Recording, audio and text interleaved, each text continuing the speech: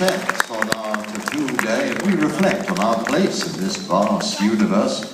The first bright star which rises in the evening is the green planet Venus. And as we search the sky, our thoughts turn to the many men and women of Her Majesty's forces who are in action in other parts of the world tonight. At sea, on land, and in the air, serving this country with devotion and pride. And we think too of the families left at home to worry, and in sadness, we think of those brave men and women who will not be returning.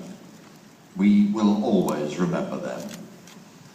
As our salute to their courage and loyalty, the mass bands will play the evening hymn, I Bow to Thee, My Country, and then from high on the castle ramparts, with the Scottish National War Memorial at his back, the lone piper, Pipe Major Jason Sumner, the senior pipe major of the British Army, will play in memory of all those servicemen who lost their lives in the far-off conflict to liberate the Korean Peninsula, which ended in armistice 60 years ago this year. Reflections of Panmunjom.